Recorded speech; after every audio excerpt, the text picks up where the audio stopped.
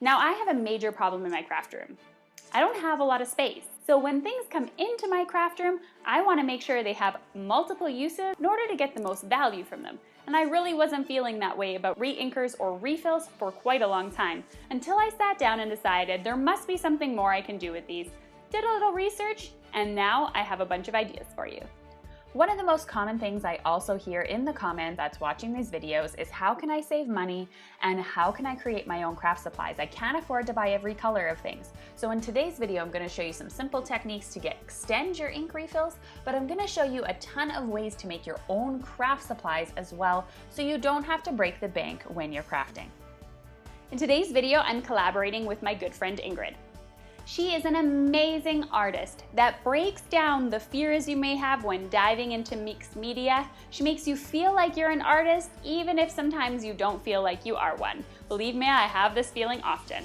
She's going to be talking about her experience hoarding her ink refills because she thought she only needed them for that certain use. She's going to be going through this different mindset process to help you think differently about ink refills. So be sure to check out her video after you're finished watching this one. Now we are going to be showing you so many different techniques for ink refills today between the two of us that you're going to be running to dust off those ink refills and get started crafting. If you create anything after being inspired by our two videos, please use the hashtag #NotJustForInks and I'll feature your project on my Instagram stories. I can't wait to see what you're going to create. All right, for the first technique, we're going to be checking out the baby wipe swipe. Super easy and simple. Add a couple of drops of re-inkers onto a baby wipe. Simply rub it into your watercolor cardstock and then let it dry. You get some amazing texture from the baby wipe, and all you need is a drop or two. I kind of tend to fold it up and rub it together a bit so that it spreads a little out into the baby wipe a little bit more. And you get some great backgrounds that are watercolor-like, and it looks like you spent a lot of time on it. So I love that. Finishing it off with a simple die cut makes this card super quick, easy, and simple. Now for the next technique, this is going to blow your mind if you haven't seen it before, because I've never seen it before and Ingrid told me to try it. So this is the bubbles technique. How great is it when you already have the supplies at home? I grabbed a coffee mug, some water, a drop or couple drops of refills, and then simply a bit of dish soap. Who doesn't have dish soap at home? You just simply mix it all together and then you blow bubbles like your mama told you not to when you were drinking your chocolate milk as a kid.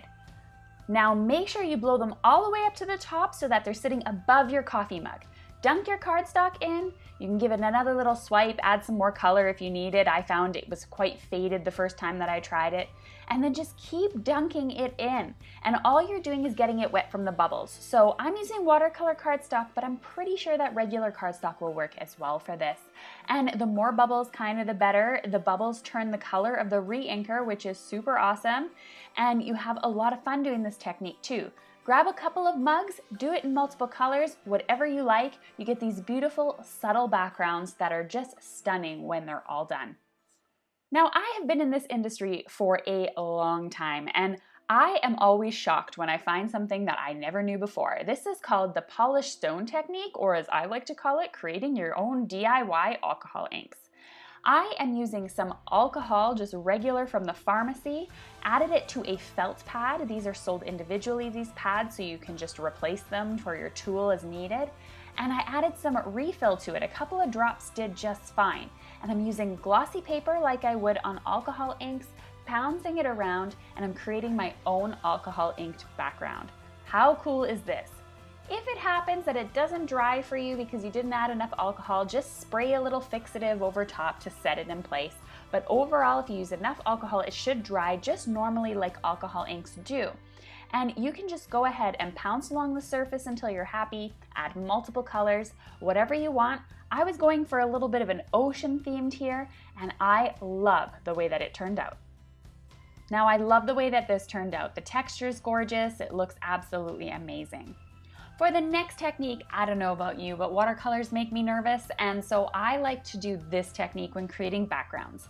I've added a couple of drops of re-inker to an acrylic block. You can add this to a piece of plastic or a craft mat, whatever it's not going to sink into. Spray it with a little bit of water using a spray bottle from around the house, and then grab a piece of watercolor cardstock and run it through the ink. You get beautiful backgrounds every time, they're different every time, and they're absolutely stunning. Just keep in mind the colors that create brown, you want to avoid that muddy brown. When it's all set and dry, it flattens quite nicely and it creates some beautiful cards. The next technique that we're going to be going into is a DIY mister bottles. Now, once again, I don't have the space in my craft room to be storing a bunch of different colors of spray bottles. And so what I like to do is just invest in a couple of bottles here, the misters. I add a couple drops of re-inkers and some water, and then I go ahead and spritz my cardstock. The great thing, I can make just enough for one card or I can make it for a bunch of cards, but I don't have to really have any waste or have ink bottles or spray bottles sitting everywhere in my craft room. So just giving it a little bit of a spray works super well. Now, I love paste as much as the next gal. I have so many paste videos that are out there, but after a while, collecting all those colors gets super expensive. So what I've been doing lately is just using some white embossing paste. This is from Altenew, it's a nice big jar. I add a couple of refill droplets here to it and I can create my own paste.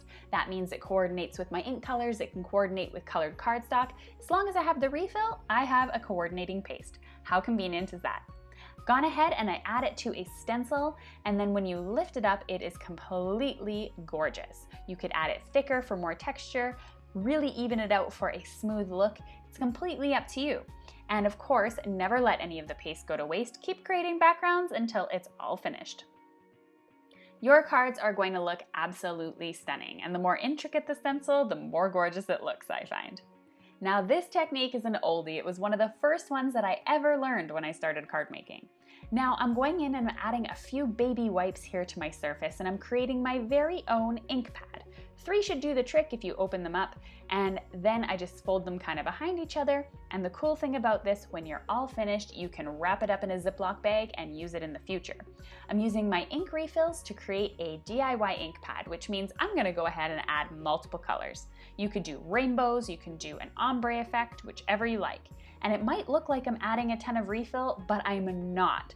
When it hits the wet baby wipe, it sprays and kind of splatters, and so it kind of spreads, if that makes sense. So I'm not adding a lot, just a few little drops, giving it a little bit of a squeeze. It becomes my own ink pad. Then I can go ahead and grab a stamp. Try and use stamps that are smaller than your actual ink pad surface that you've created. And then I can go ahead and stamp them on my card and I have this beautiful effect. So not only do I pick up the ombre effect from the inks, but also a little bit of the water so it looks watercolored when it's finished. I absolutely love the texture on this stamped image. It looks absolutely stunning. Here's a final look after I stamped that image multiple times and added a pretty die cut to it. Now for this one here, this is similar to the mister. It works in the same way. I've added a little bit of water and a refill drop or two to these empty barrel water brushes. You could use them as markers. Now there are water brush markers out there on the market from a lot of different companies that match their inks, but I can't afford to buy them all and then I only use them a few times and I feel kind of bad. So I use these empty bottles, these are available from scrapbook.com, and I create my own markers. And again, I won't have to fill up the bottle the whole way. I can just simply add a little bit for what I need for my image and I'm good to go. Then I can go ahead and watercolor. I love watercoloring with brush markers like these ones because I feel like I have a little bit more control than working with a paintbrush. Paintbrushes scare me. It is what it is, and you don't have to worry about being perfect. The color spreads around perfectly, they work as watercolors, and they're super stunning when they're all finished. How gorgeous does this card look? Now, in my last video, we talked about whether or not ink refills were a waste of money. In today's video, you learn several techniques on how to use those ink refills, and in my next video that's upcoming, I'm going to be showing you how to pick out the best ink pads for your needs and how to get out of that full set syndrome mindset. Now it's time to head on over to Ingrid's video where she's going to be showing you even more techniques and how to break out of that single purpose mindset when it comes to refills. Have fun and enjoy. Be sure to tell her that I sent you over.